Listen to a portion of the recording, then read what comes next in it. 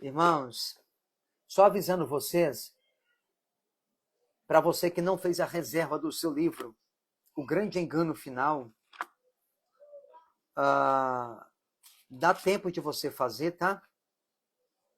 Dá tempo de você fazer a sua reserva do livro. Na próxima semana, tudo dando certo, nós vamos mandar o livro para a gráfica, tá bom? Para a editora.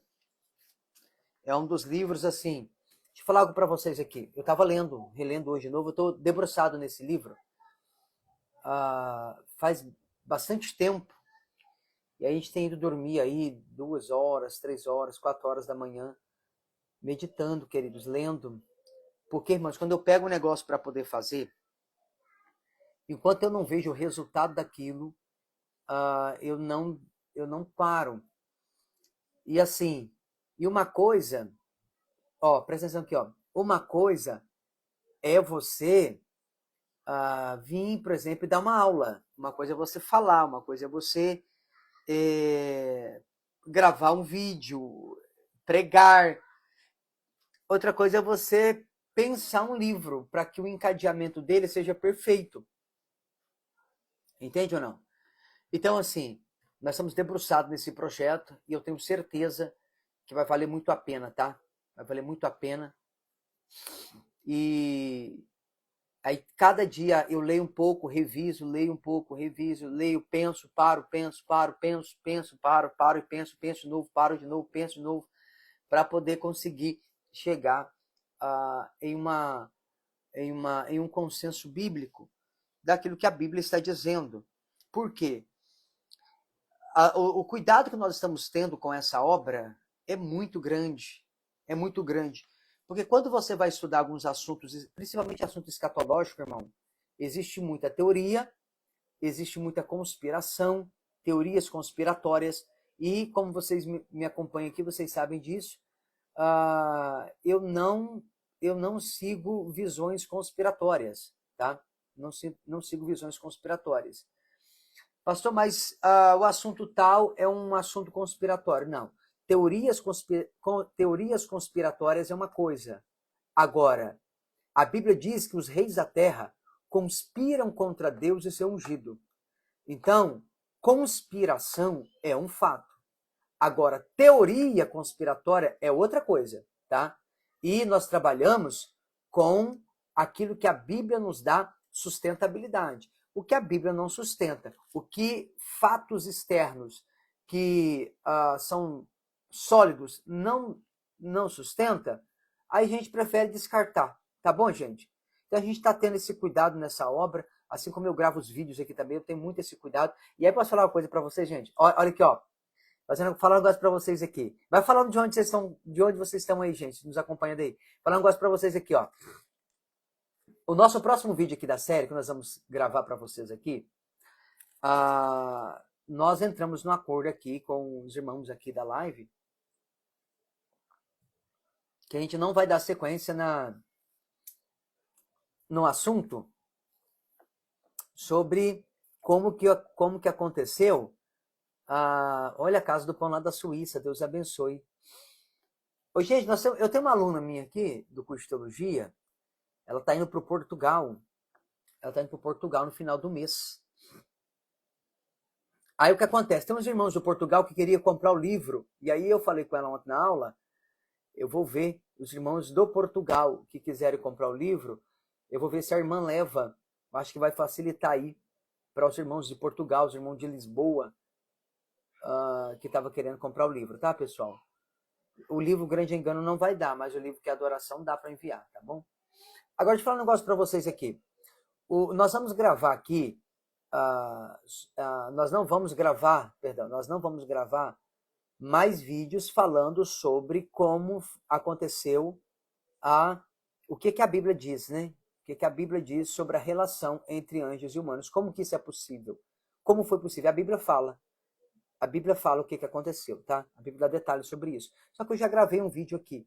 Então, o que a gente vai fazer? Para a gente não gastar mais tempo nesse ponto, aí depois você comprar o livro, tem todo o detalhe, tem os textos explicados ali e tal. Então vai fazer muito mais sentido para você ler o livro do que eu gravar um vídeo aqui, tá? E aí nós vamos avançar para um outro ponto, que é a nova onda de hibridização, que os híbridos que estavam em Canaã, depois do dilúvio, tá? Como que aconteceu essa nova incursão ali em Canaã, tá?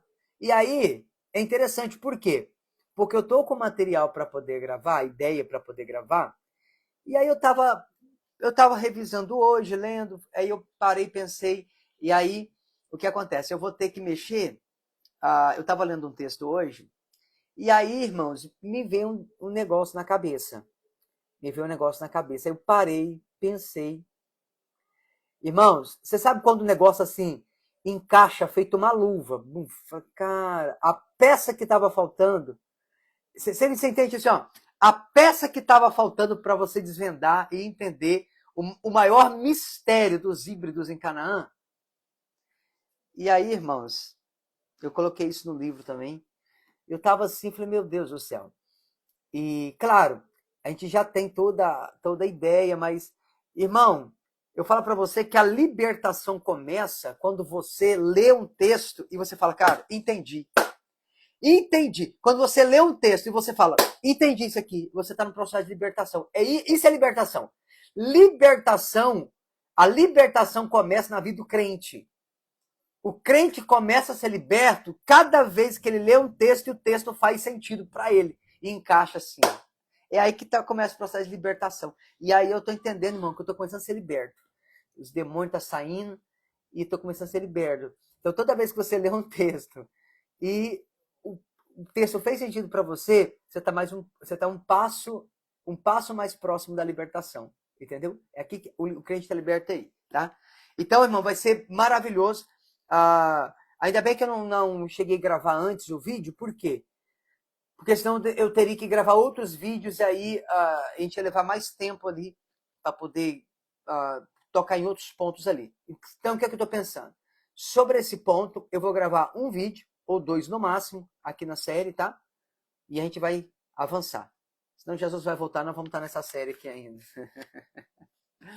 E aí, só mais uma observação que a gente deu começar aqui, falar sobre as 70 semanas de Daniel. Um outro ponto aqui importante, o que eu fiz? A gente pegou todo o livro, tá? Todo o livro, O Grande Engano Final, e aí eu dividi ele em 3 movimentos, tá? Eu dividi ele em 3 movimentos. O passado, gente, só quem comprou o livro que vai chegar para vocês, vocês vão ver. Ó, o passado, o que aconteceu, o presente, o que está acontecendo, e o futuro, o que vai acontecer. Então nós dividimos ele em 3 movimentos, tá? O passado, o que a Bíblia diz que aconteceu, o presente, o que está acontecendo, e o futuro, o que vai acontecer. É maravilhoso. Tenho certeza que vocês vão amar o livro. Irmão, a paz do Senhor. Por que as pessoas falam, né? As 70 semanas de Daniel, as 70 semanas de Daniel, as 70 semanas de Daniel. Aí nós fizemos ontem uma live aqui explicando o que é as 70 semanas e por que se fala 70, né? Entendemos isso ontem, foi poderoso, tá? Então, quem não assistiu a live de ontem, entra aqui e assiste, tá salvo aqui no perfil. E aí, nós falamos o seguinte, dentro da profecia das 70 semanas de Daniel, Deus delimitou um tempo. Deus colocou assim, ó, existe um limite para que a profecia seja cumprida. Tem 490 anos, para que dentro desses 490 anos, Deus encerre todo o projeto, toda a obra. Ou seja, o que Deus iria fazer dentro de 490 anos? Deus iria cessar a transgressão, Daniel 9, 24. Dar fim aos pecados, expiar a iniquidade, trazer justiça eterna, não é passageira, é eterna, e selar a visão, e selar a profecia, para ungir o santo dos santos. Olha que coisa interessante. Então, Deus deu tudo aqui, ó. Nós vamos selar tudo, vamos encerrar.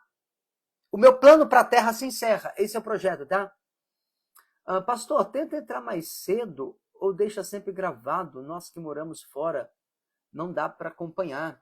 Amém, irmã Casa do Pão. Eu acho que é a irmã, eu esqueci o nome dela, eu acho que é a irmã do Casa do Pão. Fala aí. vamos tentar fazer, tá? As lives mais cedo, então, tá bom? Eu vou ver se eu consigo fazer as lives mais cedo, tá?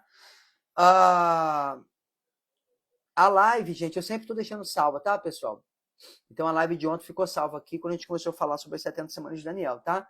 Então, a profecia Deus está falando para Daniel, o anjo está entregando um recado, e é o seguinte, ó, dentro de 490 anos, tudo que eu planejei para a terra vai se encerrar.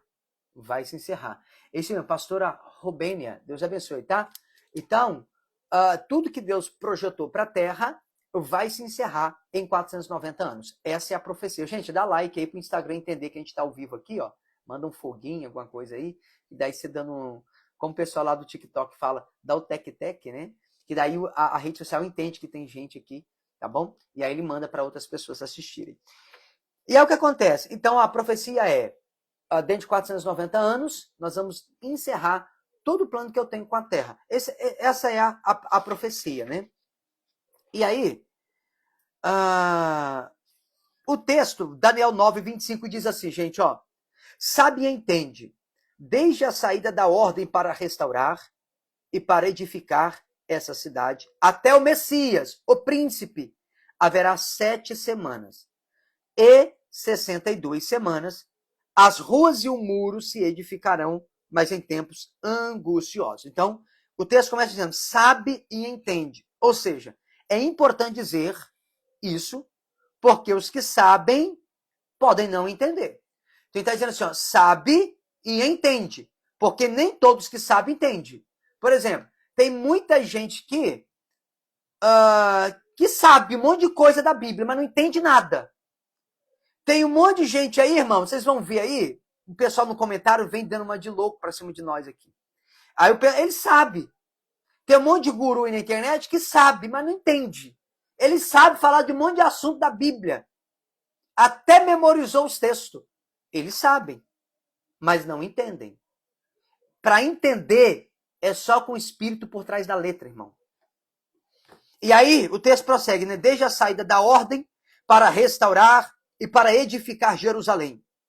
Portanto, ó, não é Edson de Sergipe, Deus abençoe. Deus abençoe.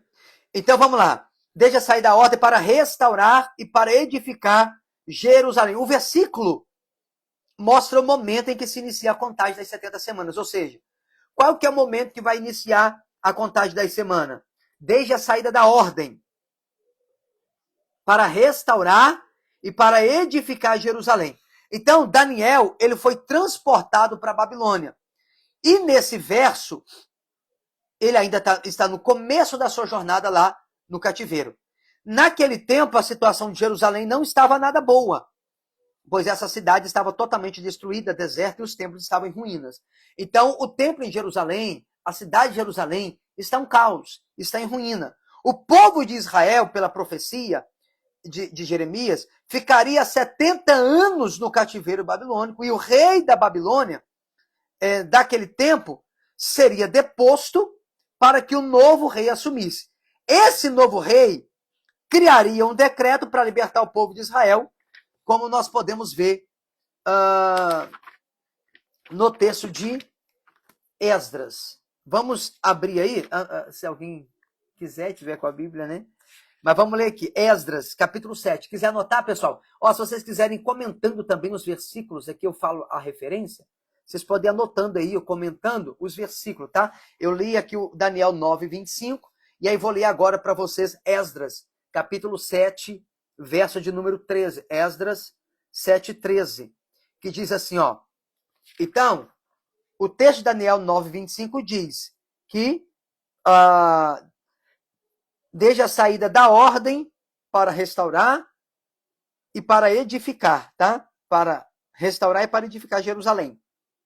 Aí o texto de Esdras 7:13 diz assim: por mim se decreta que no meu reino todo aquele do povo de Israel e dos seus sacerdotes levitas que quiser ir contigo a Jerusalém, vá. Então, o primeiro a iniciar essa edificação foi o próprio Neemias.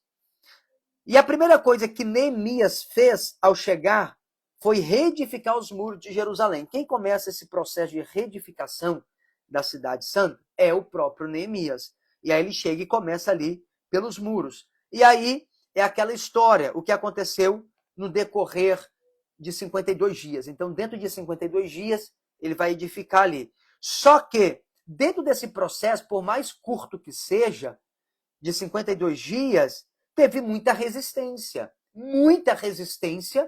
dentro desse processo. E aí, o que você precisa entender? Que, tipo assim, ó, não importa se é 5 anos, 10 anos, ou 50 dias, 52 dias, você é um mês, irmão. Você tem que entender que sempre diante de um processo, de algo, de um propósito de Deus para a sua vida, vai ter resistência. Quando Deus fala que vai fazer algo na sua vida, vai ter resistência. Eu falei isso no nosso curso de teologia, quando eu estava falando sobre o início do ministério de Jesus. Jesus é batizado e a partir do batismo dele ele começa a obra pública, e ele é levado pelo Espírito ao deserto, e ali começa um processo de resistência. Então, sempre que você for começar algo em Deus, vai começar um processo de resistência também. Isso aconteceu com os apóstolos na era da igreja primitiva, enfim. Neemias, ele vai começar esse processo, são 52 dias, mas vai ter muita resistência, né? E aí, lembre-se de que os acontecimentos do livro de Neemias são posteriores às profecias de Daniel, tá? Então, o que acontece com Neemias é depois, os acontecimentos vêm depois das profecias de Daniel.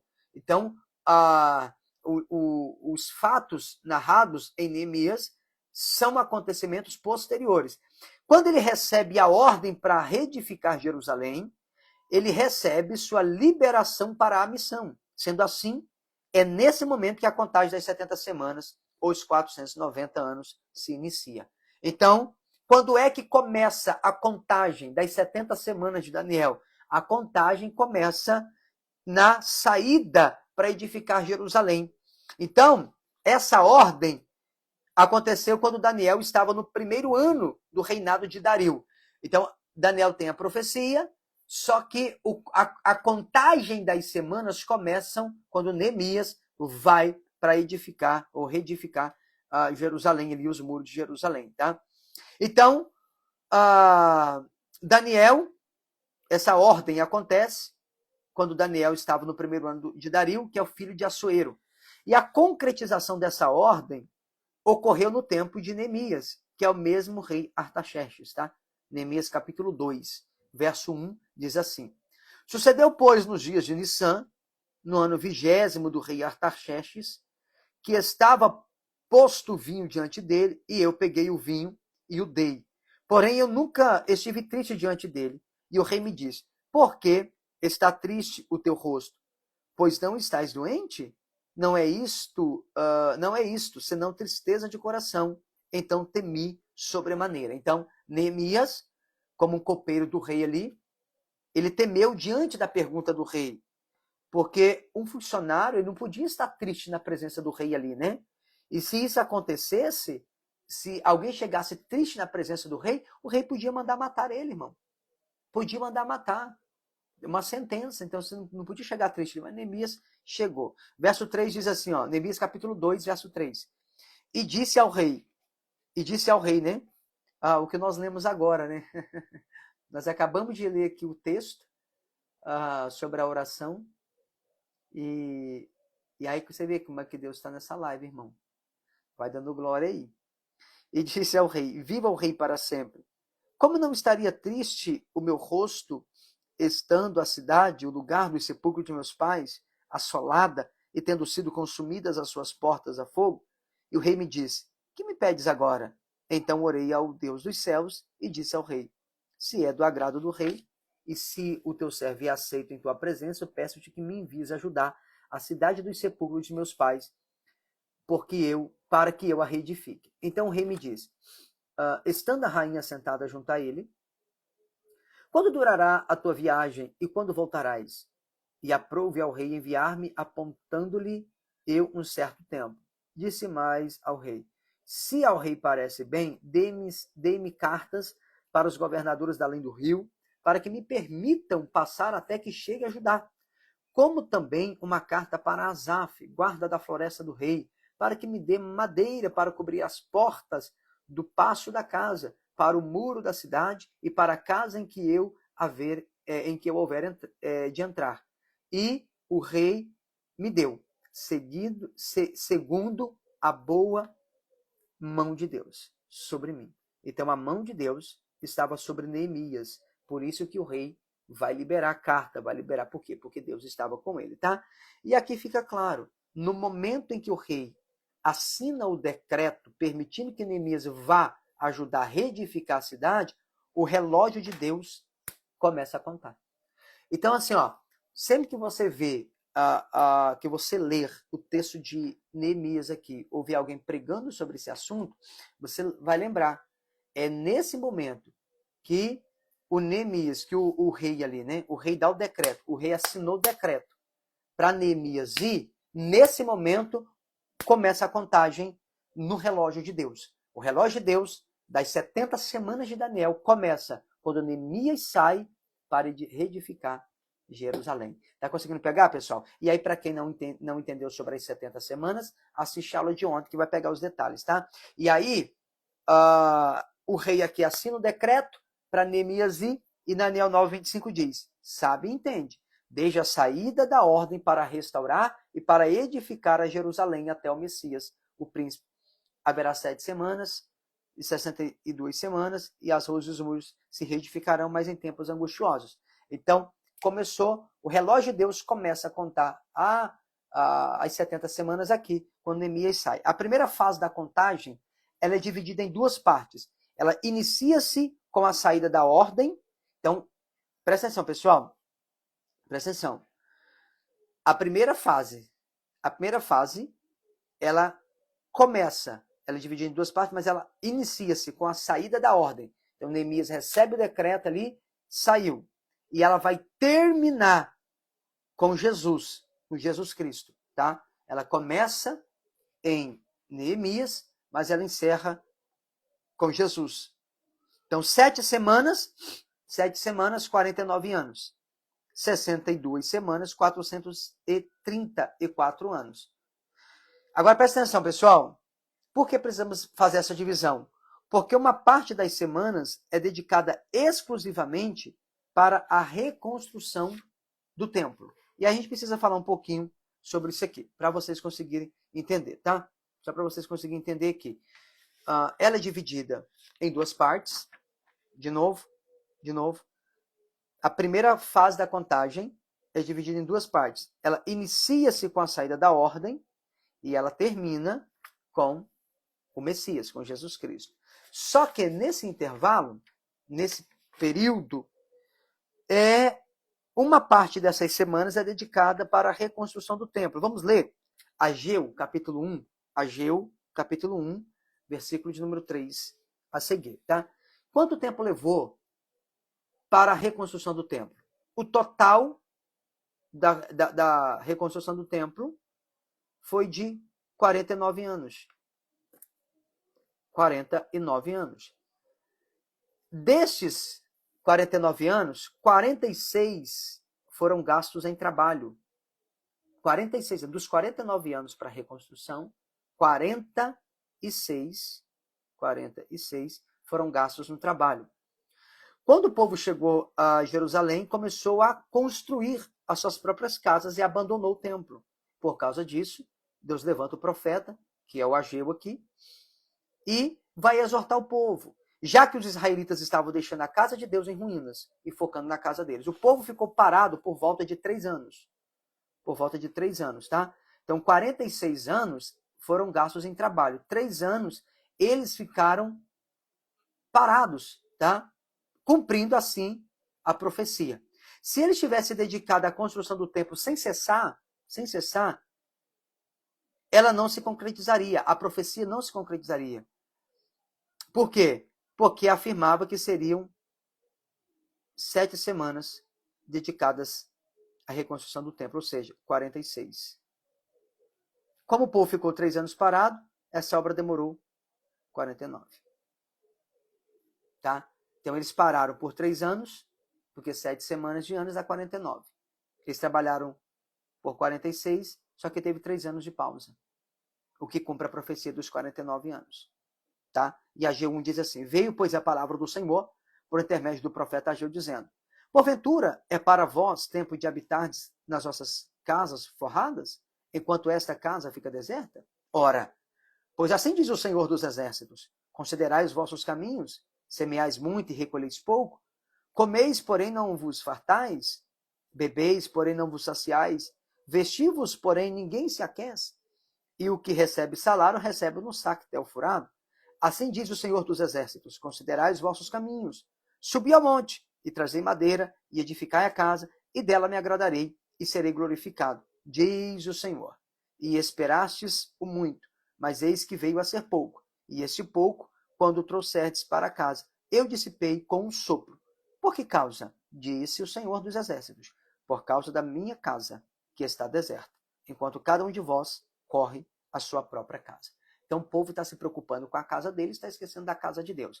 Então, queridos, a profecia diz, a profecia diz aqui em Daniel 9:25, haverá 7 semanas de anos, 49 anos. Esse é o tempo que eles levam para a reconstrução do templo, tá? E aí, cumprindo isso, a primeira parte da profecia se cumpre aqui. Então, no tempo de Ageu, aqui vai se cumprir essa parte. Quando eles voltam do cativeiro com a finalidade de reedificar o templo de Deus, o povo abandonou a reconstrução e foi cuidar das suas próprias casas. Essa é uma tipologia daqueles que têm sobre si um favor do alto e daqueles que não têm a benção, mesmo sendo chamados para algo. Agora, presta atenção, gente.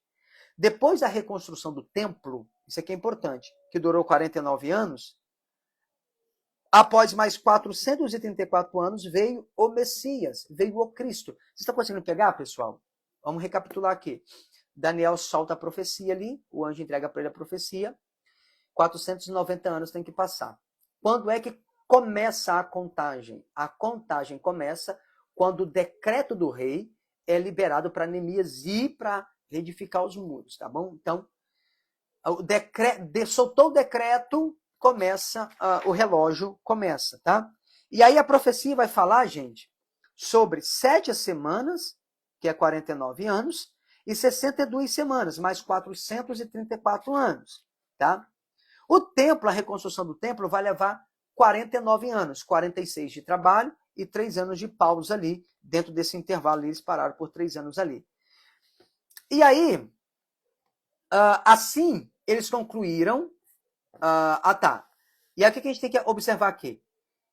Se são 69, se são 7 semanas, que vão dar os 49 anos, mais 69 semanas, que são os 434 anos, então bateria exatamente o tempo.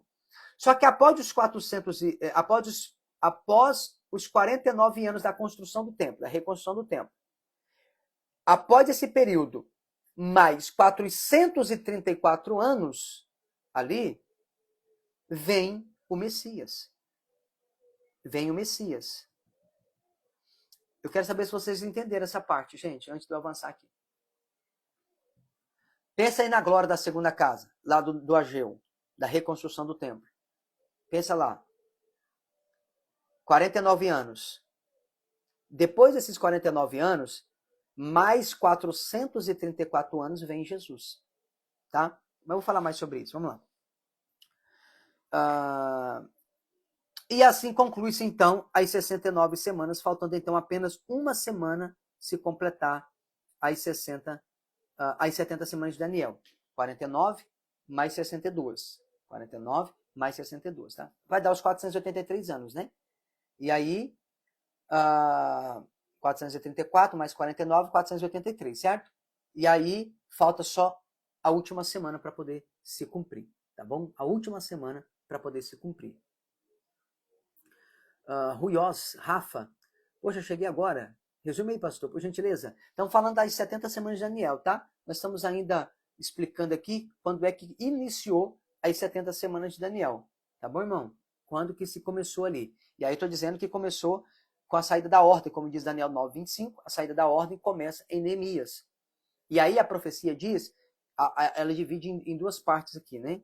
Na verdade, são três fases, só que a primeira, 49 anos, depois mais 62 semanas, né? São uma semana, depois mais Daniel 9:25, né?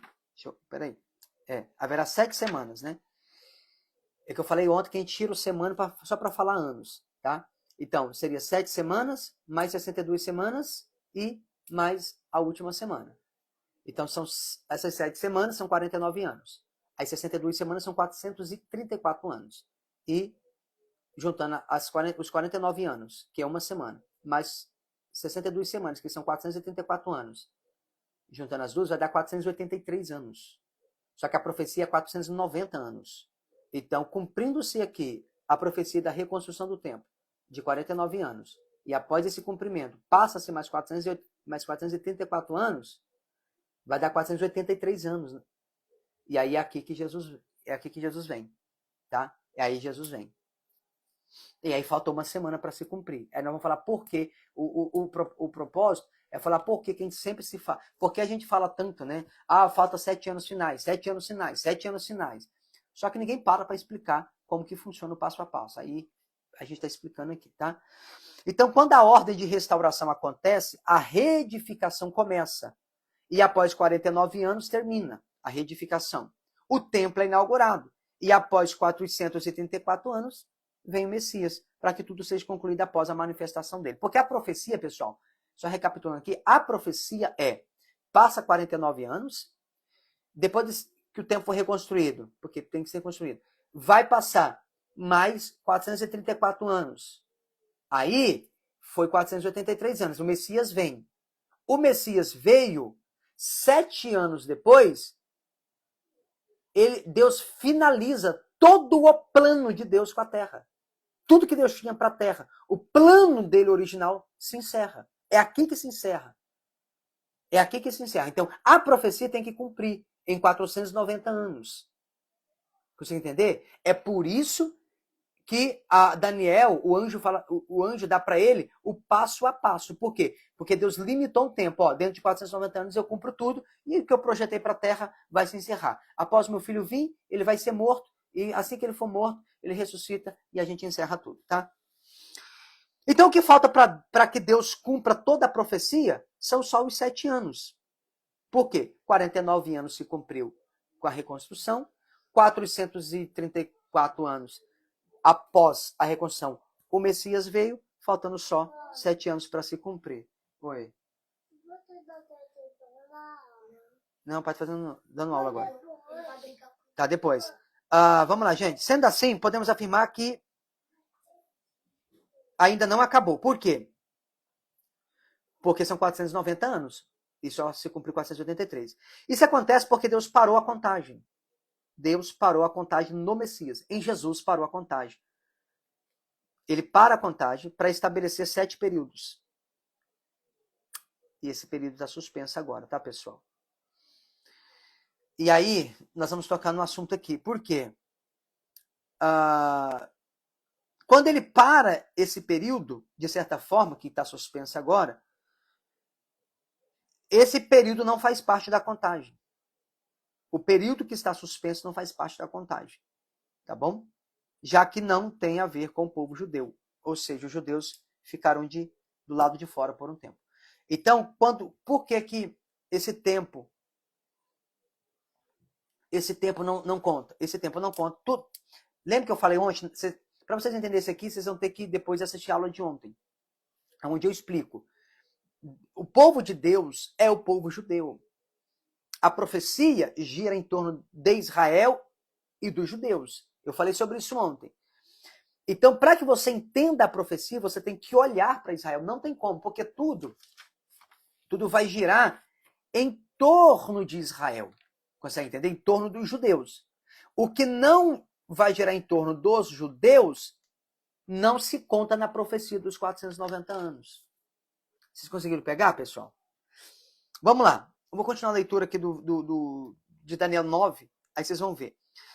E depois das 62 semanas será cortado o Messias, mas não para si mesmo.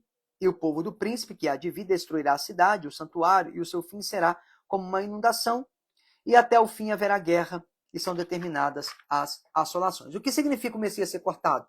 Significa que ele vai ser morto. É ser morto, como alguém que é podado, sabe? Ele vai ser cortado, é alguém sendo morto. E porque não para si mesmo? Porque, embora tenha expirado, Jesus não ficou deitado no túmulo para sempre, indo guerrear nas regiões mais baixas da terra. Então ele não morre para si mesmo. Ao descer, ele toma as chaves do Hades, ressuscita. Aos olhos humanos, ele estava morto, mas no mundo espiritual, ele começou uma guerra, uma batalha. E aí Jesus disse, quando ele está lá na cruz, Pai, em tuas mãos entrego meu espírito. E aí ele confirma que ele não morreu para ele mesmo, né? O motivo pelo qual Deus vai parar a contagem das 70 semanas é porque ele vai abrir a porta para um novo povo. Então vamos lá. O Senhor vai começar a lidar com um novo tipo de gente que não é da descendência de Abraão, segundo a carne, tá? Que não tem nada a ver com os judeus e nem com Israel, mas que será incluído como um plano divino nessa mesma linhagem.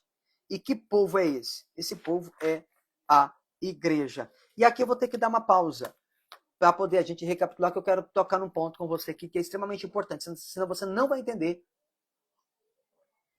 como que se deu tudo e por que você é salvo hoje, tá? Vamos lá. Ah, pastor, eu sou salvo porque Jesus morreu. Tá, mas a porta da graça teve que se abrir. E aí eu vou te mostrar agora quem é que abriu essa porta. Mas vamos lá. Recapitulando aqui. Existe uma profecia de 490 anos onde Deus encerra tudo. É conhecido como as 70 semanas de Daniel. 49 anos, o templo reconstruído. 434 anos depois vem o Messias. A profecia é: o Messias vai ser morto, cumprindo-se então o fim de tudo para Deus, tudo que Deus planejou para a terra se encerra ali, e aí a vida que segue. Esse era o plano de Deus. Até que Deus vai ter que dar uma pausa nisso aí. Vamos lá, gente. Mateus capítulo 15. Evangelho de Mateus capítulo 15. Vou te mostrar algo aqui. Mateus capítulo 15. Eu não sei se vocês sabem, mas sempre que a gente vai falar na Bíblia, aqui, por exemplo, a Bíblia sempre vai usar tipologias. E nesse texto aqui tem uma tipologia muito forte. Deus vai interromper a contagem. A contagem dos 490 anos, ele encerra, ele interrompe ela. Pastor, ele interrompe quando? Na morte? Não. Mateus capítulo 15. Vai anotando aí, gente. Verso 21. Presta atenção. E partindo Jesus dali, foi para as partes de Tiro e de Sidom. E eis que uma mulher cananeia, que saía daquelas cercanias, clamou, dizendo: Senhor, filho de Davi, tem misericórdia de mim, que minha filha está miseravelmente endemoniada. Vocês lembram desse texto, pessoal? Vocês lembram desse texto aí ou não? Lembram disso aí? O clamor, filho de Davi. O que vocês lembram quando você ouve esse grito? Jesus, filho de Davi, tem misericórdia de mim. De quem que vocês lembram? Comenta aí, vamos ver. Vamos ver se tem alguém que ainda lembra disso, ou faz muito tempo que você não vai na igreja, faz muito tempo que você não lê a Bíblia. Vamos lá. Quando você ouve esse grito, Jesus, filho de Davi, tem misericórdia de mim. O que você lembra? De quem você lembra na Bíblia, na verdade? De quem vem na sua mente assim? Qual personagem ali? Vamos ver? Você tem alguém que lembra aí? Jesus, filho de Davi, tem misericórdia de mim.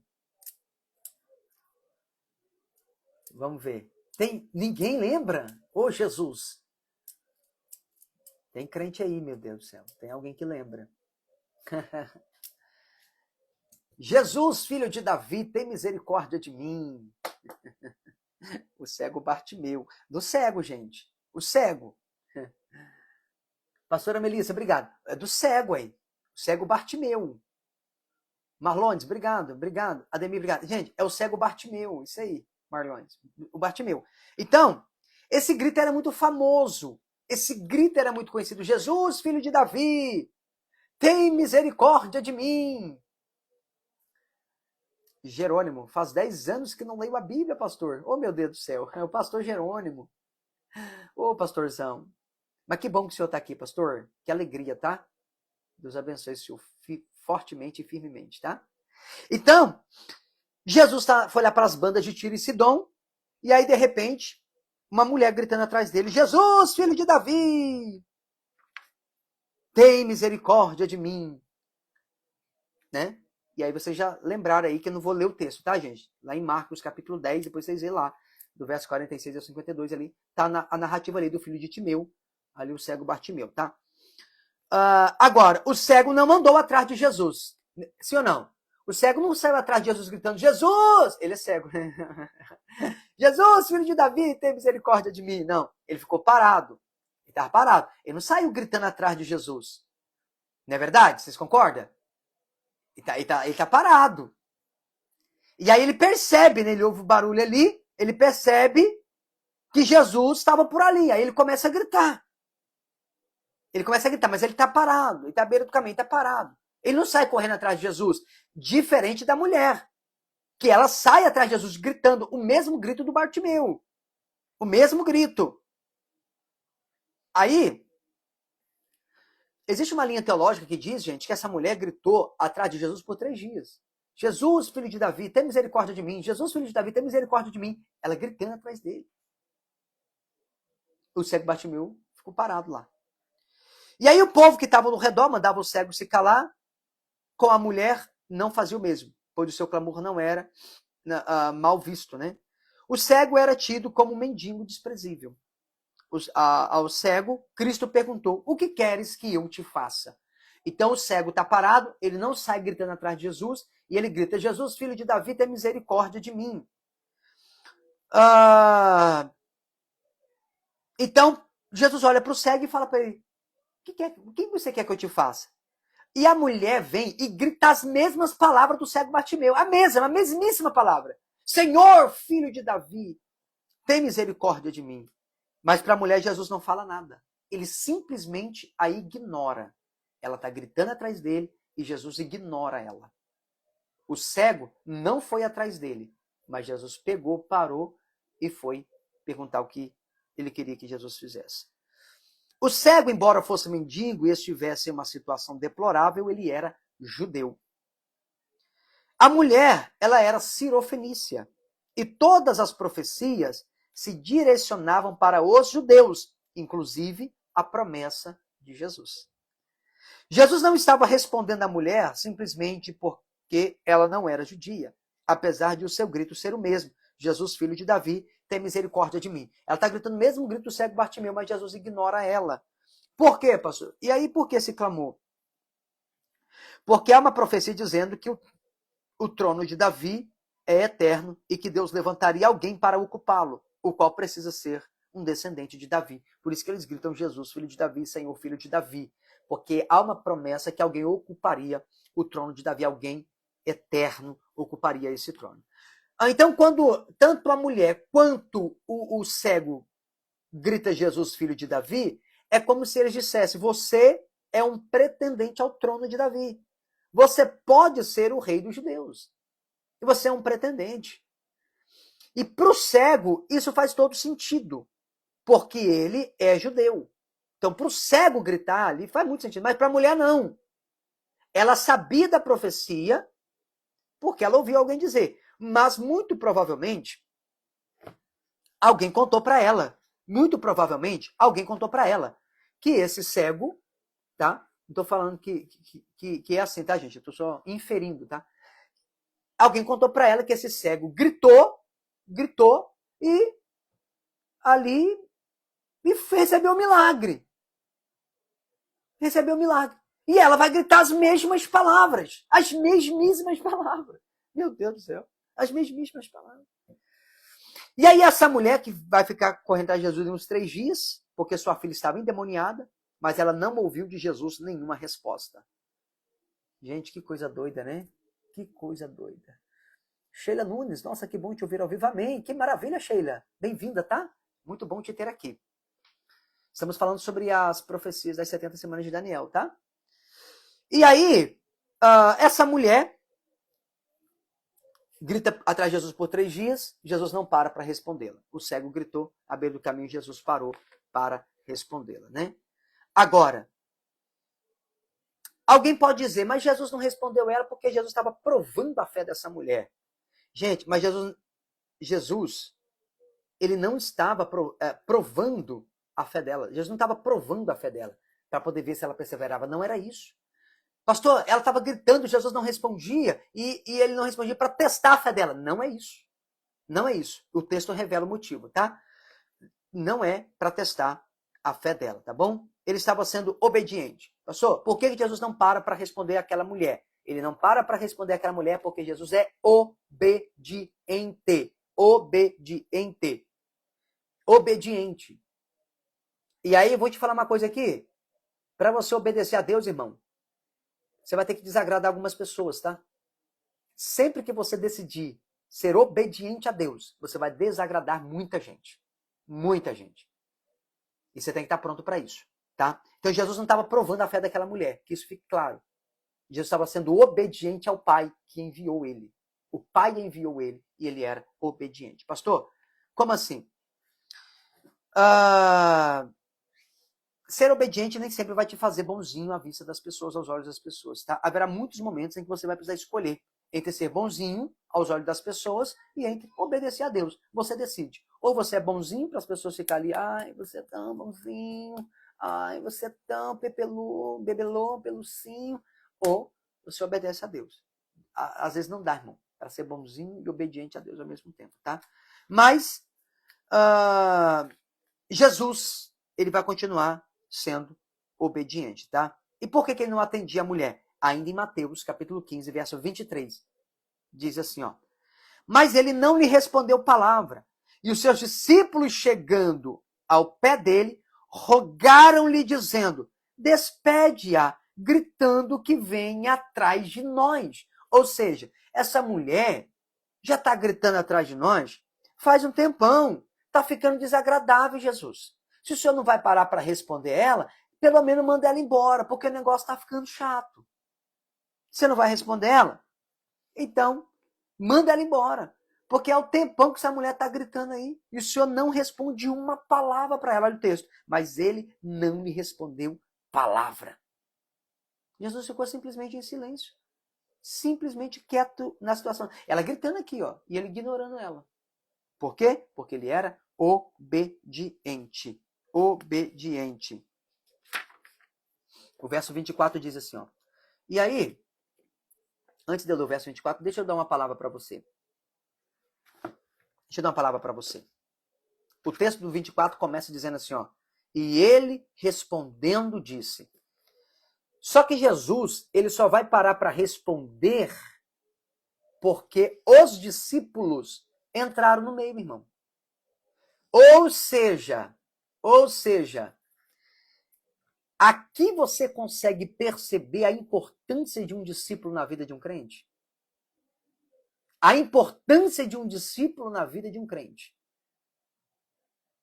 Irmãos, quando se tem discípulos que intercedem pelos seus liderados, irmãos, tem resposta de Deus. Tem resposta de Deus quando tem discípulo que intercede. Você precisa entender o que é ser discípulo, irmão. Uma hora dessa eu quero fazer uma live aqui só falando sobre o que é ser discípulo. O que é ser discípulo. Jesus não respondia a ela. Quando os discípulos intercederam, Jesus parou para responder. Jesus parou para responder, verso 24. E ele respondendo disse, aí aqui tá. Por que é que Jesus não respondia a mulher? Não respondia a ela, porque o texto diz, eu não fui enviado, senão as ovelhas perdidas à casa de Israel. Lembra que nós estamos falando das 70 semanas de Daniel, profecia. O que Daniel, que nós lemos ontem aqui, que ele estava lendo? Eu estava orando a Deus e pedindo perdão pelos meus pecados, pedindo perdão pelos pecados do meu povo Israel. Israel, a profecia das 70 semanas vai girar em torno de Israel, em torno dos judeus, irmão. É aqui que está o trem. E aí Jesus fala assim, ó, Jesus está nas bandas de Tiro e Sidom, uma região cirofenícia ali, uma região dos gregos, e aí a mulher vem gritando 3 dias ali, ó, importunando ele, e ele ignora ela, até que o discípulo entra e intercede e fala, mestre, ó, dá uma resposta para ela ou manda ela embora. Aí Jesus para porque um discípulo entrou para interceder. Quando Jesus parou para responder, ele diz: eu não parei para responder ela porque eu sou obediente ao meu Pai. E o meu Pai não me mandou para grego, não me mandou para brasileiro, não me mandou para português, não me mandou para americano, não me mandou para cirofenício. Ele me enviou para as ovelhas perdidas da casa de Israel. E eu sou obediente ao meu Pai, ainda que eu tenha que desagradar algumas pessoas. Mas eu fui enviado para as ovelhas da casa de Israel. Isso aqui é revelador, irmão. É aqui que você entende a profecia. Se você não lê essa história, você não entende a profecia. A profecia de Daniel, você não entende a profecia de Daniel se você não lê Mateus 15. Tá conseguindo entender para dar um glória aí ou não? Porque ninguém tá dando glória. Vamos encerrar essa live. Jesus, tem nenhum crente dando glória aqui, Jesus. Ó, o senhor tá vendo ali, né? Deixa eu continuar aqui para ver se alguém vai dar glória. E aí, gente, essa mulher, ela é um tipo da igreja. Um povo que não é povo. Aí, ó, o pessoal começou a dar glória a Jesus. Aleluia! Ô, glória! E aí, essa mulher é um tipo da igreja. Ou seja, é um povo que não é povo. Nós somos inseridos na videira, enxertados na videira verdadeira. O Jesus que nós conhecemos, que habita em nós, que nos responde, não existiria se a igreja não fosse incluída no plano do Senhor. O que faria Jesus nos tratar como tratou aquela mulher, dizendo: não é meu povo. Então, gente, se a gente não fosse enxertado nessa videira, como Jesus tratou aquela mulher, é a mesmíssima coisa, irmão, que ia tratar eu e você. É a mesmíssima coisa. Aí o verso 25 diz assim: então chegou ela e adorou-o, dizendo: Senhor, socorre-me. Ele, porém, respondendo, disse: não é bom pegar o pão dos filhos e dar para os cachorrinhos. Gente de Deus. Gente, Jesus está literalmente explicando. Ele está literalmente dando a palavra. Assim, ó. Jesus está mandando a direta, a reta aqui, ó. Aqui na terra existem os filhos, os que são descendentes de Abraão, e o restante que não é composto por filhos. É muito simples. Você não é parte dos filhos. Os filhos são todos que são descendentes de Abraão. Você não faz parte, então você não é filho, então não dá. Tudo isso somente para mostrar a diferença de quem é filho de Deus e de quem não é. Verso 27 diz: e ela disse: sim, Senhor, mas também os cachorrinhos comem das migalhas que caem da mesa dos seus senhores. Então respondeu Jesus e disse-lhe: ó mulher, grande é a tua fé. Seja isso feito para contigo, como tu desejas. E desde aquela hora, a tua filha ficou sã. Eu não sei se alguém pegou, mas preste muita atenção. Seja feito para contigo como tu deseja. Jesus deixou claro que é como ela desejava e não como ele desejava. Seja feito como tu deseja. Porque eu fui enviado para as ovelhas perdidas da casa do meu pai. O meu pai me viu aqui, sou obediente a meu pai. Mas essa fé me pegou. Essa fé me pegou. Então seja feita como você deseja. E a cura da filha, na verdade, representava a cura e salvação da descendência, de toda a descendência dela. Ou seja, tipologicamente era a salvação do povo gentílico. É alguém que não faz parte do povo de Deus, mas agora está dando a salvação. Meu Deus do céu. Jesus, ao atender uma mulher pela primeira vez na Bíblia, uma mulher que não é judia, que não é judia, né? Porque ela é uma cirofenícia, ela faz parte do povo gentílico. Ele está literalmente abrindo uma porta de salvação para os gentios. Porque Deus não pode fazer acepção de pessoas. Se abriu a porta para um, irmão, tem que escancarar para todo mundo. Ah, glória. Meu Deus! Se você não pegou essa chave, você não pega mais não, crente. Abre-se uma porta, uma única porta, sendo Jesus a porta que pode ser aberta através da fé. Aí, irmão, Efésios 2, 8 e 9 e 10. Jesus vai dizer, o texto vai dizer assim, ó, pela graça sois salvos mediante a fé. Ai, meu Deus do céu. A mulher alcançou o favor através da fé. E aqui se estabelece um padrão para nós, gentios, que é a fé acompanhada do arrependimento. Afinal, a mulher confessou se arrependendo, simbolizando o caminho da salvação. Essa mulher é a tipologia da igreja. Meu Deus, isso é muito forte, gente. Olha como está escrito. Pela graça sois salvos, mediante a fé. E isso não vem de vós, é um dom de Deus. Pela graça sois salvos, mediante a fé. E aí, o segredo aqui, irmãos, está exatamente no verso 27. Por quê, pastor? Eu te explico. Vamos ler Romanos capítulo 10? Romanos capítulo 10, verso 9, tá? Ó, a saber, vou te mostrar aqui, a saber, se com a tua boca confessares ao Senhor Jesus, de novo, a saber, se com a tua boca confessar Jesus, de novo, a saber, se com a tua boca confessar ao Senhor Jesus, de novo, Senhor Jesus, e em teu coração creres que Deus o ressuscitou de dentre os mortos, serás salvo.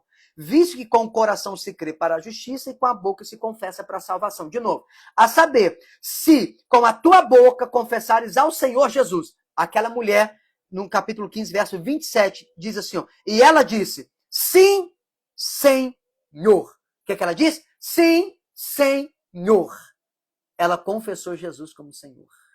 Ela confessa Jesus como Senhor.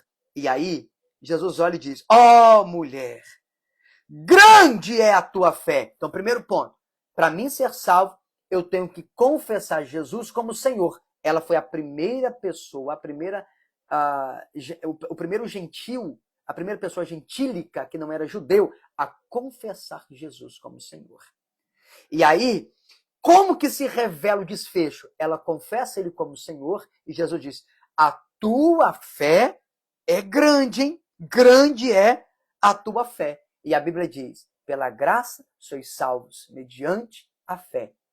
E aí eu tenho fé, pela fé eu acesso a graça, e a Bíblia diz, se com a tua boca confessares ao Senhor Jesus, você crê que Jesus é o Senhor? Creio, pastor. Você crê no coração e confessa com a boca que Jesus é o Senhor? Creio.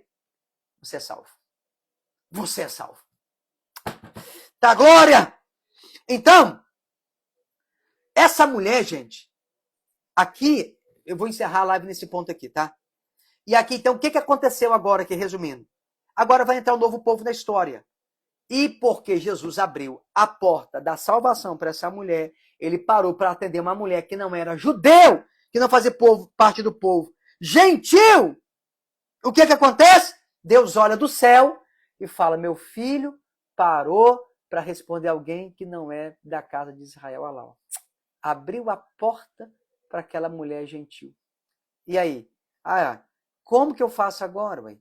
Agora, falta aqui, ó, 7 aninhos para terminar tudo que eu tinha de plano agora. Agora o que ele faz? Pega o relógio aí, ó, trava o ponteiro aí.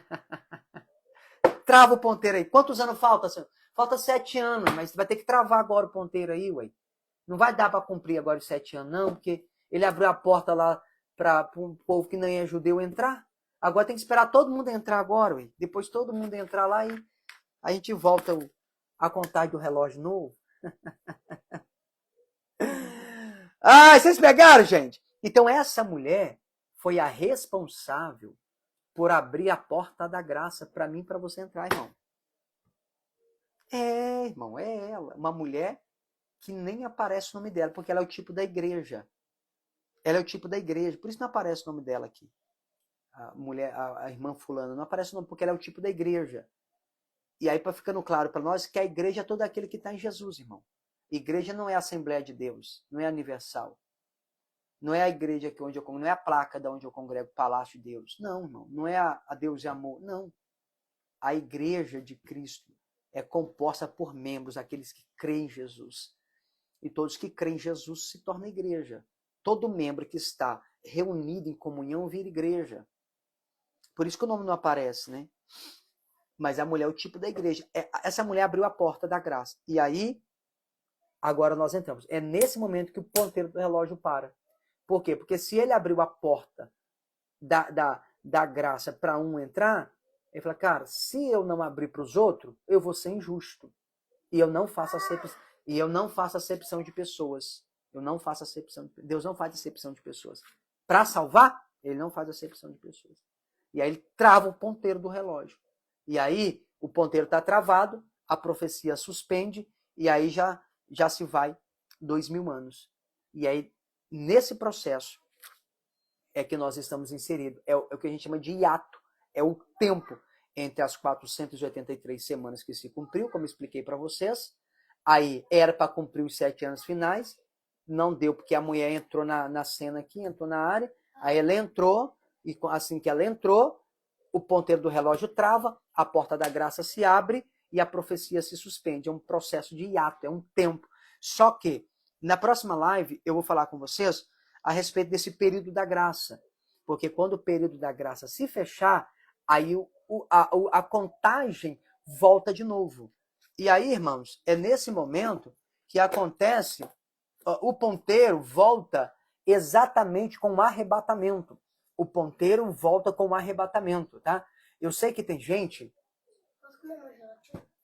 Se estiver pronto assim. Aí, eu sei que tem gente que não acredita, tem gente que não crê em arrebatamento. Tem uns que batem na tecla, como já falei para vocês, vocês vão ver o pessoal brigando aqui nos vídeos aqui, falando aí, né? Mas não existe arrebatamento. Nós vamos passar com o anticristo, nós vamos passar pela tribulação. Passa quem quiser, irmão.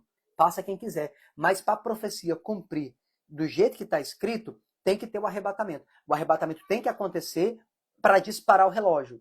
Disparou o relógio, aí tem os 7 anos finais ali. Dentro desse período, sim. Aí quem quiser ficar, fica. Quem quiser enfrentar o anticristo, enfrenta. Quem quiser passar a tribulação, passe. Entendeu? Mas para acontecer o cumprimento, para o ponteiro disparar, para o relógio disparar o ponteiro, irmão, tem que ter o arrebatamento. Se não tiver o arrebatamento, aí vai começar o período dos 7 anos ali, vai começar o período ali da tribulação e o ponteiro vai ficar travado. Não faz sentido. Não faz sentido, tá? Não faz sentido. Então, assim, vai ter arrebatamento durante a grande tribulação, pastor? Vai ter. Gente, são 7 arrebatamentos. São 7 fases do arrebatamento.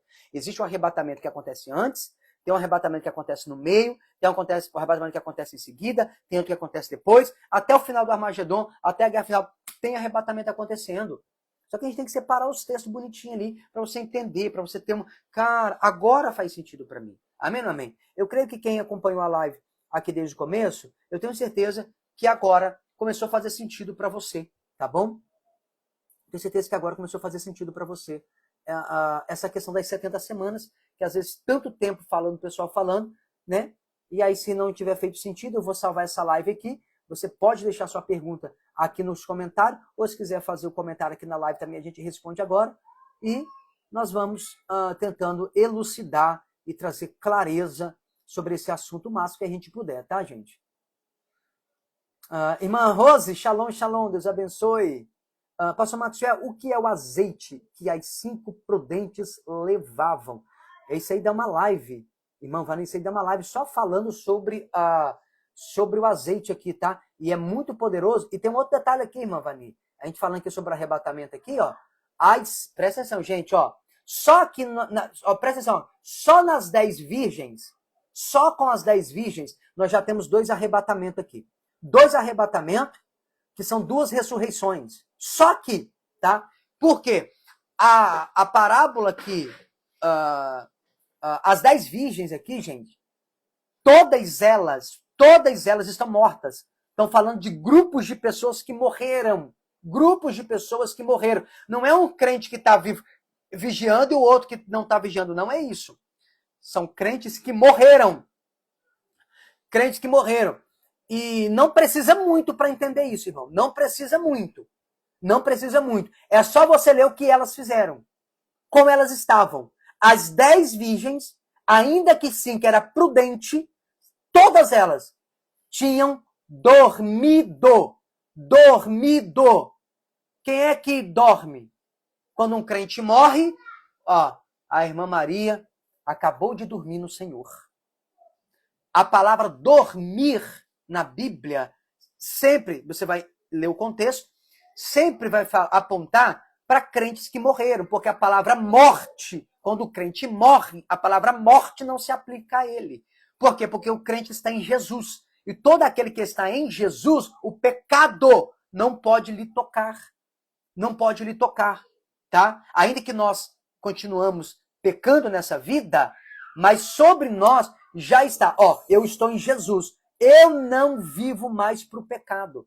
E o salário do pecado é a morte. Como eu não estou mais no corpo de Adão caído e pecaminoso, eu estou em Cristo, sem pecado, a palavra morte não se aplica aqui. Por quê? Porque ele já venceu. Então, por isso que a palavra para crente na Bíblia, aqueles que dormem, né? Você vai ver o próprio Paulo falando em Tessalonicense, que nós não precederemos os que dormem, ou seja, os que morreram. A palavra dormir é para quem morreu. As 10 virgens ali, falando de 2 grupos de crente que morreu, irmão. Só que existem vários outros tipos de crente que morreu. São pelo menos aqui, ó. Existe a ressurreição, que é o primeiro arrebatamento, que é a ressurreição privilegiada, que são dos crentes martirizados. É essa ressurreição que Paulo lutava para fazer parte dela, e ele fala isso claramente em Filipenses. Ele está dizendo, né? Eu luto para que eu faça parte de uma melhor ressurreição. Hebreus confirma isso sobre essa ressurreição de dentre os mortos, ou seja, tem uma ressurreição de dentre os mortos.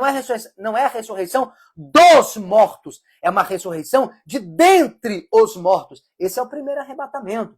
Só que as pessoas preferem chegar e brigar com a gente, né? E gritar aqui nos comentários, né? Entendeu? Do que parar e pensar. Então, assim, só aqui nessa questão das virgens prudentes e loucas, nós já temos 2 grupos de arrebatamento, 2 arrebatamentos só aqui, que vão ser ressuscitados e arrebatados. Só aqui, mais a ressurreição de Paulo, 3 arrebatamentos, só aqui, mais o arrebatamento dos crentes que estão vivos, 4 arrebatamentos, só aqui a gente vai ter 4 arrebatamentos, só aqui, fora os crentes que vão ser arrebatados no período da grande tribulação, que são os crentes que levavam uma vida mais ou menos. E aí tem os crentes vencedores também, que vão ser arrebatados no período da grande tribulação, que vão se converter ao Senhor. Tá? Então, assim, gente, são 7 arrebatamentos. Eu posso falar deles aqui uma hora aqui. Eu penso em fazer uma série tocando arrebatamento por arrebatamento para você entender os tempos e os modos de Deus. Porque Deus é justo. Deus é muito justo. Tá? Deus é muito justo. Por isso que existe a ressurreição privilegiada. Até os que morreram, irmão, não vão ser ressuscitados tudo junto. Então, todos os crentes que morreram vai ressuscitar de uma vez? Lógico que não, irmão. A Bíblia faz questão de separar quem vai ser ressuscitado e quem não vai ser. Quem vai voltar dos mortos e quem não vai voltar. E o período que cada um vai voltar. Agora, o que vocês precisam entender? Todos os crentes que morreram em Cristo, eles serão ressuscitados antes de entrar o milênio. Antes de entrar o milênio. Tá bom? Então, até o final dos 7 anos, todos os crentes vão ressuscitar. Porém, existem ressurreições que são as ressurreições privilegiadas. Tá bom? E é essa que Paulo lutava, e o próprio Paulo usa o argumento. E ele se compara com a ressurreição de Cristo. Paulo queria participar de uma ressurreição privilegiada, como foi a ressurreição de Cristo.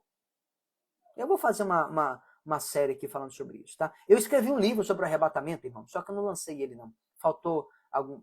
Dá muito trabalho, irmão, escrever livro dá muito trabalho, trabalho demais. Eu entrei nessa de escrever o livro aqui do Grande Engano Final.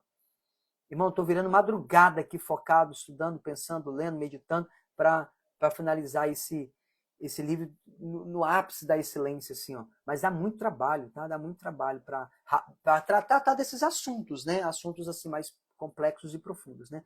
Pastor, crente pode beber cerveja? Pode, mano, beber pinga, cerveja, cachaça, o que quiser. Irmã Simone, pode beber de tudo. Só não pode ser arrebatado. Eu tô brincando, irmã Simone. Brincadeira, tá? Eu não vou dar lista de regra para ninguém aqui não, tá? Mas, irmão, é cá pra nós, né?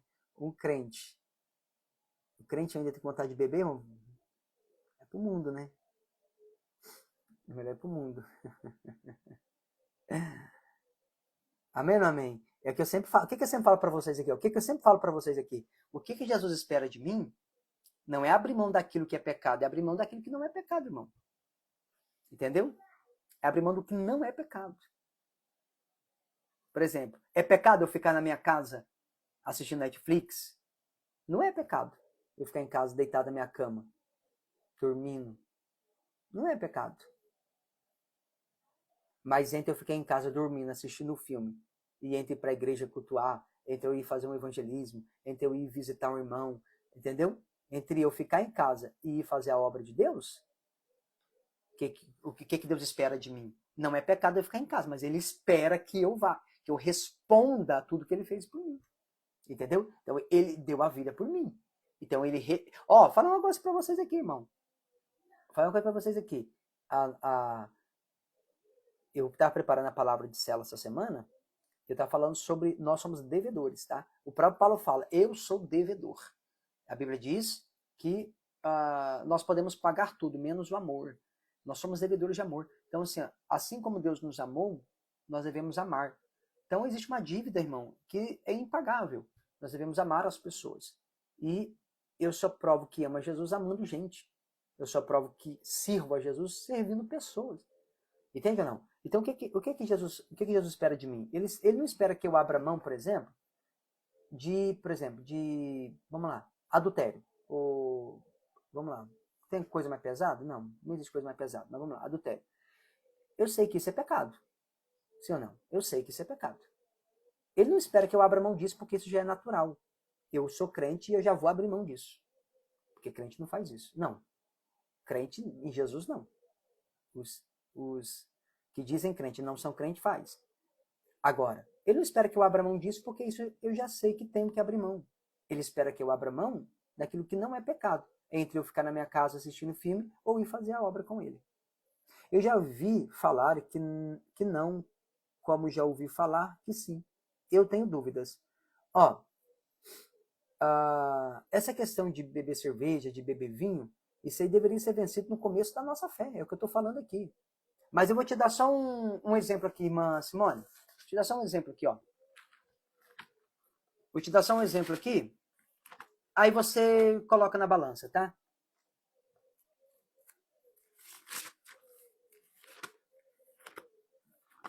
Vamos lá. Ó, eu vou te dar um exemplo. Aí você coloca na balança.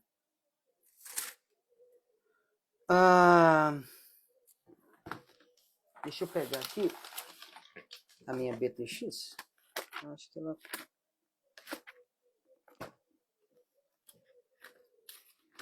Deixa eu ver aqui.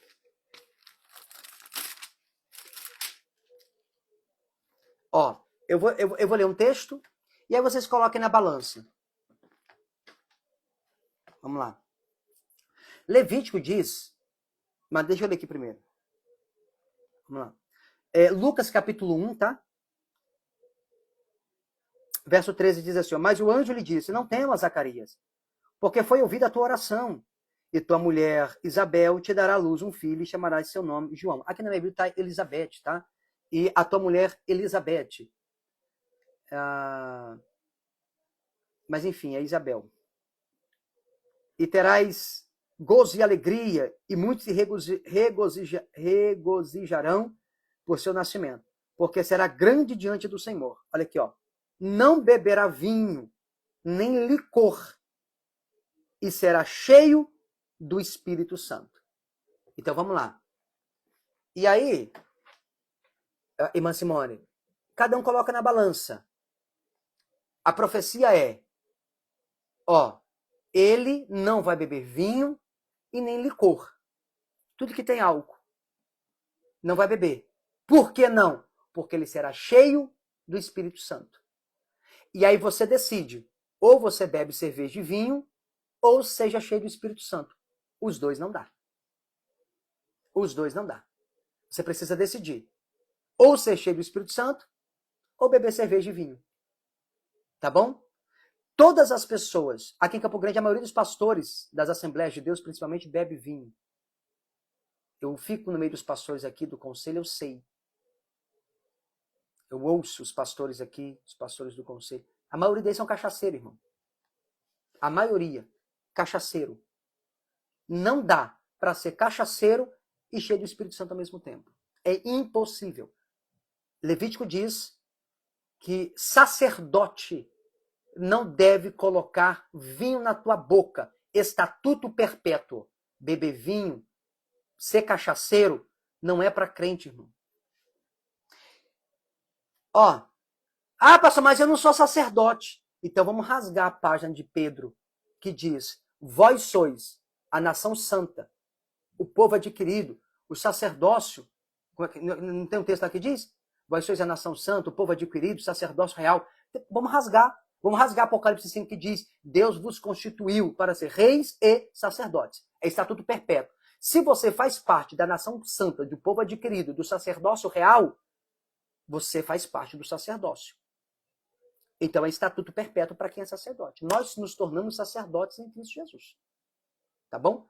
Então, assim, a aplicação de não beber vinho também é para nós. Só que a maioria dos judeus são cachaceiro, a maioria não, mas um monte de pastor aqui de Campo Grande aqui é cachaceiro também. Tá? E aí não dá. Ou é cachaceiro ou é cheio do Espírito Santo, irmão. Esse é o posicionamento bíblico. Tá bom? Porque tem coisa assim, irmão, se você não falar direto, a pessoa não entende, né? Então, usei esse linguajar aqui para vocês entenderem, tá bom? Espero que tenham entendido. Mas como eu falei, cada um faz o que quer, tá bom? Cada um faz o que quer, cada um bebe. É o que eu estou dizendo o seguinte, a pessoa pode beber à vontade, ela só não pode ter o Espírito Santo. Ela não pode ser cheia do Espírito Santo. Ou ela decide ser cachaceira, ou ela decide ser cheia do Espírito Santo. Eu decidi ser cheio do Espírito Santo. Amém? E não colocar vinho na minha boca, nem cerveja. Nunca bebi. Tentei beber uma vez, eu tinha 10 anos de idade, deu muito ruim. Peguei a bebida do meu pai, bebi, deu muito ruim. O Espírito Santo já me salvou. Amém, gente? Mas é isso. Tá bom, gente? Ó, eu não vou entrar em outros assuntos agora, porque senão a live vai perder o fio da meada aqui, que era das 70 semanas. Uma hora nós voltamos aqui para conversar mais um pouco. Você que não fez a reserva do livro, gente, O Grande Engano Final, que está na pré-venda, o WhatsApp está fixado aqui, 679-99748133. Faça a reserva do livro, tá bom? Esse livro, irmão, está simplesmente ficando impecável com a revelação progressiva do livro, tá? Como eu falei para vocês, eu dividi ele em 3 movimentos. O movimento do passado, do presente, do futuro. O que aconteceu, o que está acontecendo agora nos nossos dias e o que vai acontecer, tá bom? Sheila Nunes, que dia é a live? Eu não tenho muito dia para fazer a live, né? Geralmente eu faço as lives no final da tarde, mas eu estava fazendo na segunda-feira à noite, né? Mas aí o pessoal tá achando muito tarde. Então, geralmente eu entro aqui finalzinho da tarde, já começo a fazer, às vezes no início da noite, tá? Às vezes faço meio-dia, não tem muito horário certo ainda não. É que eu não tenho um tempo fixo ainda, né? Até a gente se organizar, tá bom? Mas a gente faz live quase todo dia aqui, tá, pessoal?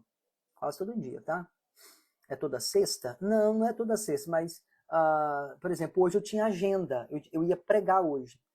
Só que aí a gente conversou, o pastor pegou e caiu de muita chuva, pastor, vamos remarcar? Eu falei, vamos remarcar.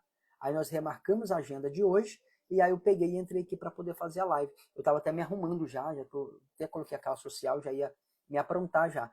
Aí a gente remarcou a agenda para outra semana, né? E aí eu acabei entrando aqui para fazer a live que eu não tinha feito. Porque como eu estou focado para a gente finalizar o livro, porque a gente precisa mandar agora para a editora, então a gente está focado aqui. Tá bom? Por isso que eu não gravei mais vídeo ainda para a série aí, O Enigma dos Alienígenas. A gente vai gravar, tá? Eu pretendo esse final de semana fazer a gravação para segunda-feira a gente já tem vídeo aqui. Eu passei também, eu acho que 2 dias aqui sem postar vídeo por causa dessa correria que eu tô. Tá bom? Qual a previsão para esse livro, Pastora Melissa? Pastora, a pré-venda dele já está aberta, tá? De R$ 139,00 por apenas R$ 99,00 já com frete incluído, tá? R$ 99,00 já com frete incluído. E a gente já vai mandar ele para a editora na próxima semana, tá bom? A gente já vai mandar ele já. O WhatsApp, Cristina, qual o Pix passou para adquirir o livro? O Pix é esse que está fixado aqui. Ele é o meu WhatsApp e também o Pix, tá, pessoal? Aí vocês podem mandar lá, pastor, eu quero fazer a reserva do livro, O Grande Engano Final. Aí o que você faz? Você pode fazer o Pix nesse número aqui e mandar o comprovante lá e mandar também o seu endereço para onde a gente vai enviar o livro, tá? E aí, quando a gente começar a fazer os envios, eu vou enviar para vocês o código de rastreio. O código de rastreio, tá bom? A gente vai mandar para vocês o código de rastreio, tudo certinho, tá? E aí, o Zap é o mesmo Pix. Pastor, a água que foi transformada em vinho era suco? Era vinho, só que não dá para entrar nesse detalhe agora, tá? Existe pelo menos 2 tipos de vinho na Bíblia, tá bom? Existe o vinho não fermentado e existe o vinho fermentado, tá? Mas não vou entrar nesse assunto agora não, tá? Adfer, mas numa outra hora a gente pode tocar nesse ponto, tá bom? É só me lembrar. Meu pastor, eu vou fazer o seu curso para voltar a pregar. Quero ser igual a você. Oh, meu Deus, seu pastor, é a graça de Jesus. Está me inspirando. Depois de mais de 10 anos sem pregar, oh, meu Deus. Deus abençoe, pastor Jerônimo. Será uma honra tê-lo lá, tá? Com certeza vai ser um prazer. A gente tem muitos pastores que estudam com a gente, tá? A maioria dos meus alunos, na verdade, são pastores. A maioria dos alunos são pastores, né? São pastores, obreiros, missionários. A gente tinha aqui alunos aqui na live hoje, a pastora Michela, minha aluna também, tá? Tem muitos pastores que são alunos aqui. Tem professores de história que são alunos aqui. Graças a Deus, Deus ele é maravilhoso, né? E será um prazer, pastor Gerando, recebê-lo lá, tá bom? Vai ser um prazer. Eu preguei hoje, estou começando a ser usado por Deus. Depois manda uma dica aí, como pregar certinho, Valdomiro. Ô, Valdomiro, ó, o que eu sempre digo é o seguinte, né? Leia bastante a Bíblia e ore, tá? Leve uma vida íntegra na presença do Senhor. Ore e leia a Bíblia. O Espírito Santo, ele não vai fazer mágica enquanto você prega.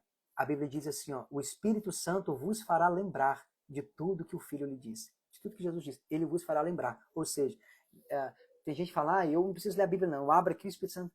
Não, ele vai fazer você lembrar aquilo que você leu, aquilo que você estudou, aquilo que você meditou, ele vai te fazer lembrar, tá? Então, e não seja cansativo para o povo na pregação, né? Na nossa igreja, aqui na live nós fica mais de hora, mas na igreja é 30 minutos que a gente prega, tá? Nossa igreja é 30 minutos, 20 minutos de oração, de mover, de poder de Deus, oração por milagre, por cura, profecia, glória a Deus. Irmão, a gente faz barulho do glória, tá? Mas é do movimento. A gente não é estéril não, tá? Da graça de Deus, nós é do fogo, né? Mas é do fogo. E parabéns, tá, Valdomiro? Parabéns mesmo, tá bom? Mas precisar de alguns esboços, eu tenho alguns esboços também, tá? Para os meus alunos do curso de teologia, eu tenho um drive, que é a nossa biblioteca digital, onde eu libero muitos esboços já pronto lá, tá? Só os esboços que é meu, né? Que eu já preguei e tal. Eu libero lá para estudo e para quem quiser pregar. Culto de jovem, culto de homem, culto para empresário, palavra de oferta, palavra de dízimo, culto de missões, batalha espiritual. Então, várias temáticas que eu já preguei, eu tenho várias pastas lá e eu vou liberando lá os esboços lá, né? E os meus alunos, sempre que precisam de esboço, pastor, precisa de um esboço nesse tema aqui. Aí a gente prepara para eles também, tá? Então, uma hora dessa você me chama, Valdomiro, você vê um tema aí, eu vou te mandar uns esboços lá. Aí você medita, estuda e pede para o Espírito Santo, né? Te ajudar ali, trazer clareza, né? Para servir de base, né? Servir de base para você ler e tudo aquilo que os irmãos têm, eu acredito que possa somar com a gente também, né? Então, um vai ajudando o outro, tá? Parabéns pela sua primeira ministração. Deus abençoe. Amém, queridos? Gente, agora vamos encerrar essa live. Deus abençoe, tá? Ó, você que vai adquirir o livro, já printa aí o Zap Zap. Um beijo no coração. Fica na paz do Senhor Jesus. e até a próxima. Só lembrando vocês, gente, se inscreva no nosso canal do YouTube. Nós temos várias videoaulas lá.